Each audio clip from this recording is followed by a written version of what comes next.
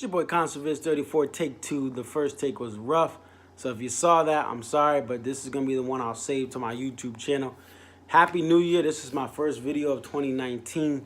But I had to talk about something I saw just recently on Twitter. The GOAT producer for the Dave Matthews Band, Steve Lillywhite, weighs in on Come Tomorrow. I want to read the quote and give some opinions and then go to sleep because I should have been asleep like 45 minutes ago. Anyway, Steve Lillywhite, a legendary producer in the music industry. Many great albums, including Before These Crowded Streets, produced by him. And to me, Before These Crowded Streets is the best Dave Matthews Band album. Rapunzel is one of the best polished, one of the best sounding tracks I've ever heard from the Dave Matthews Band. And that whole album is Stone and Dreaming Tree and Crush. Those are just amazing songs. But it's just, he did great work on that. And so did the band as well. Also produced Away from the World, among many other different projects he's done with the Dave Matthews Band. But he gives his opinion on Come Tomorrow, which he did not take part in. Some other OGs like Mr. Batson and company from previous albums did Come Tomorrow. So this is what he says on Twitter. Steve Lillywhite at Sillywhite. Come Tomorrow. I have listened to it, and there was a reason DMB became great. And one of the reasons was Leroy and Boyd. So the album will only ever be a 3 out of 5 as good as they used to be. That is the power of a great band. Those are his opinions. Many people are upset about this. Some people agree. Other people are just asking him questions about what he thought of certain songs on Twitter so far. And this, again, it's 12:37 a.m., January 15, 2019 on the East Coast. Lillywhite is ahead of us. He's out somewhere in one of those time zones. I think he might be in New Zealand. I mean, he's around. I mean, I don't know exactly where he is, but he's definitely in, I'm guessing, in what is now January 15th.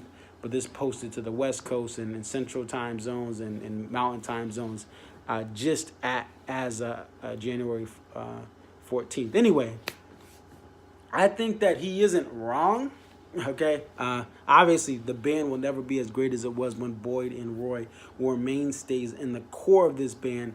To me, 98 to about 2004 is that prime. And I mean, the best part of this band was like 99 to 01. To me, not being a full-fledged fan back then, I knew who they were, but I just was a kid playing hockey, listening to more different types of genres of music back then, more rap and alternative rock like the Linkin Parks and all that stuff. But my music evolved anyway. But I think the prime was again at the turn of the century. But the problem I guess I don't have a problem because this is his opinion. This is a dude who has all the knowledge of DMB and their sound more than any of us know outside of the band members themselves. But I think that the only thing that I would say is this has been obvious for years. This has been obvious also when he made Away from the World with the band in 2012. This isn't anything new. So that's my only thing that I'll say is that this is something that obviously when Come Tomorrow is different. Lillywhite is not a part of that. But Away from the World, the homie Lillywhite produced that. A well-produced album. Amazing studio album as far as how it sounds. But there's no Roy on it, and also it doesn't translate live. But what I would say is that Lillywhite should also reflect on Away from the World, and he would see the same thing. And maybe it's just over time he's realizing this. But Away from the World is the same thing. There's no Roy on it, and Boyd is being written out. Like, you know how there's a contract dispute in your favorite TV show or HBO show, and you can see someone's being written off almost, or just someone has other movie opportunities, or they're being written off the script.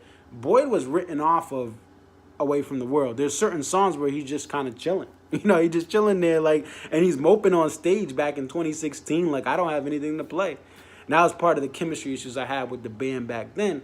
But this is not a new issue, and that's the only thing I'll say. But the homie Lillywhite's not wrong. He's making a factual point.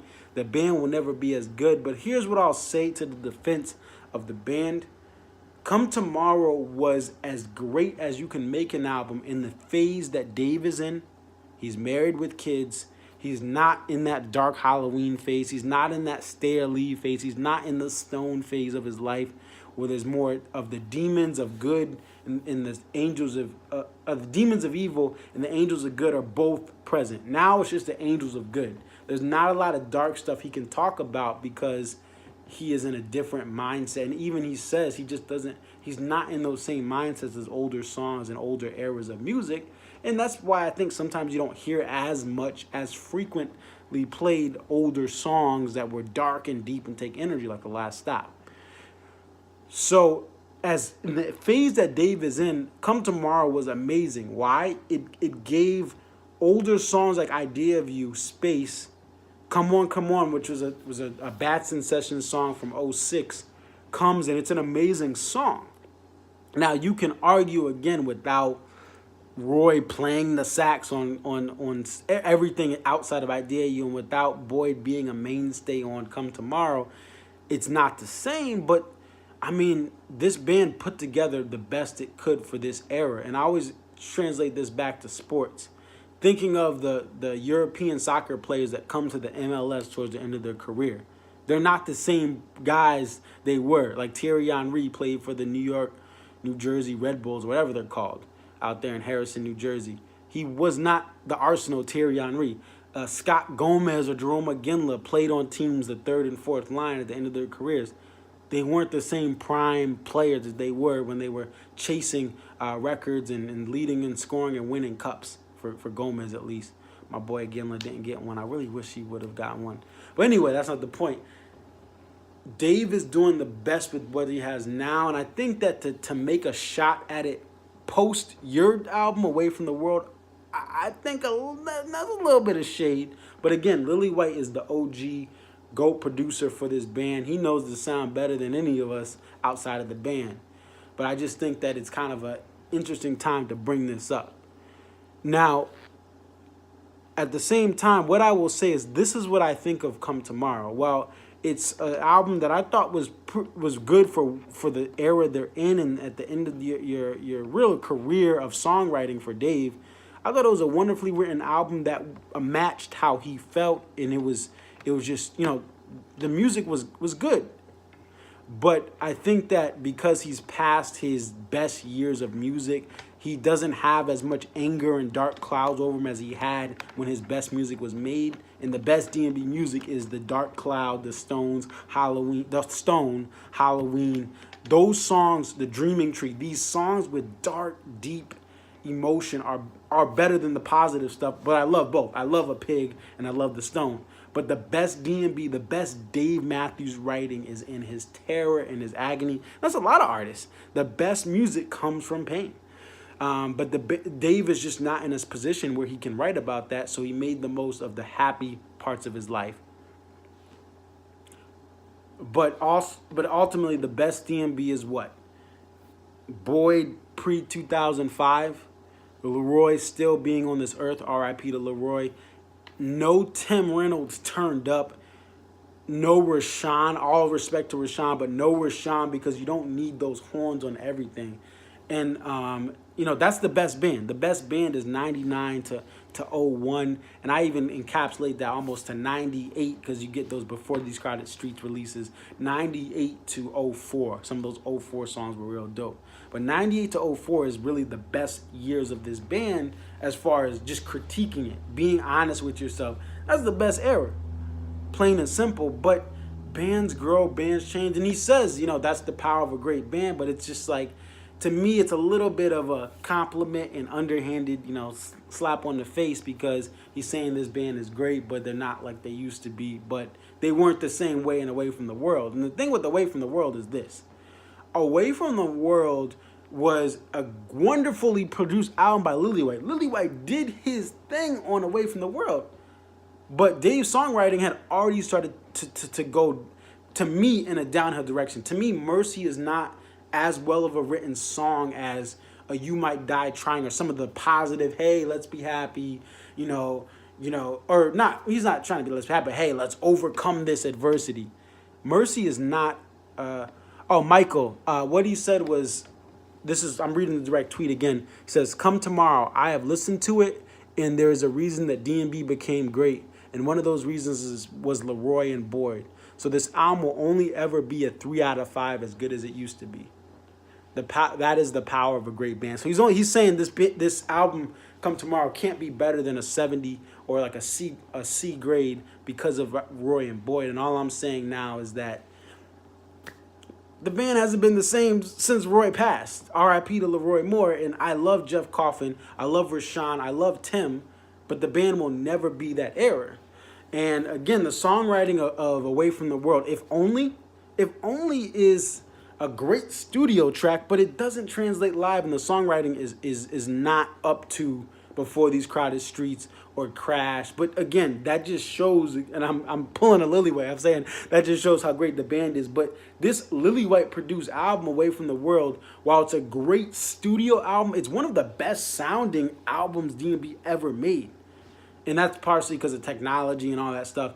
But Lillywhite sessions to me and Before These Crowded Streets are the best music I've heard, sound-wise. And I'm no sound expert. Matter of fact, I rely on other people to tell me how I sound when I do open mic poetry with fingerstyle guitar. I'm just an amateur. I'm not a professional. But I have to rely on other people because I just can't. But to me, Away from the World, that stuff doesn't translate live well.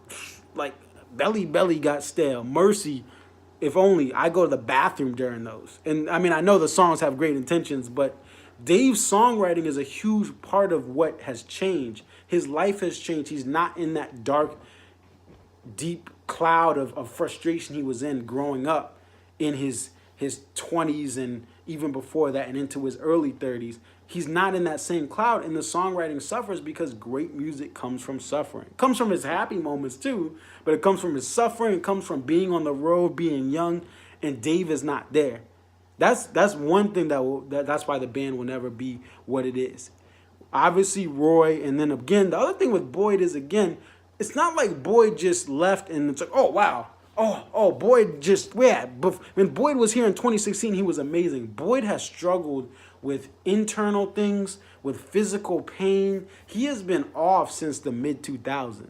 He has been off, especially since Leroy passed. And I mean, who am I to say? Like, one of my hockey teammates passed when I was younger, and it changed my life forever. It changed the way I played hockey. So who am I to say, oh, well, Boyd, you got to be just like you were before? Like, again, I can't tell him that. But this is something, again, it's a Captain Obvious tweet. But again, I love hearing his opinion, because I think that is great when we have these discussions. But it's a Captain Obvious tweet. Of course, Boyd. I mean, Boyd was a big part of this band, but he gave it a unique sound. But Boyd has not been the same since the mid-2000s. And obviously, Leroy has been away from this earth since 2008, R.I.P. But this is stuff that I think plagues Away from the World a little bit too. But the band did the best with what it could do, and Rashawn is amazing. Tim is amazing, even though I have my opinions about him being turned down for songs. And same thing with Jeff Coffin. Jeff Coffin, and I realize this more and more every day, we take him for granted. We take Jeff Coffin for granted.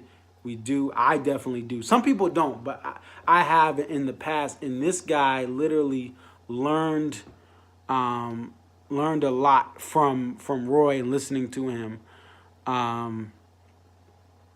Yep, and I just see a comment, yep, that you like the album. And I think that's the thing is, I think the other thing is this comment, again, I want to hear Lillywhite keep it 100 with us. I like how he's keeping it real with us. But like, I think that the album is great. And this, saying that it'd only be a 3 out of 5 kind of puts a little bit of a shade over the album. Because it's a beautiful album. It's just, again, when you're in the end of your career, you see these players of all sports, they get to the end of their career, you're not going to be prime Michael Jordan. You're not going to be, prime Ken Griffey Jr. That is just the reality. So I have mixed thoughts, and this whole video is over the place, and I probably could have made this a 5-minute video, but let me know what you guys think. These are just raw thoughts I'm giving live as I'm just reading this comment. And again, this is about Steve Lillywhite commenting on Come Tomorrow.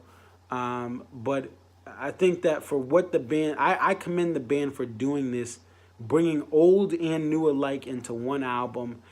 And obviously, it's not going to be what the Prime is, but I think that it's still, yeah, sure. Lillywhite's only going to give it a 3 out of 5. I think that some fans are going to give it a 4 out of 5. Not many are going to give it a 5 out of 5, but some fans, it fits them where their life is. It's meeting them where they are in their life, and people grow with the band. I think you have to commend this band, especially for adapting to that adversity.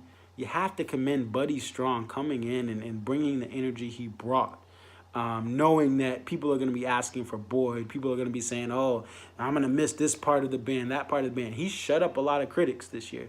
Last year, excuse me, in 2018. So that's all I got. I need to go to bed. Sorry if this video is a mess. Just listen to the first 5 minutes and it gives you everything you really need. But it's your boy Conservist34. I'm out.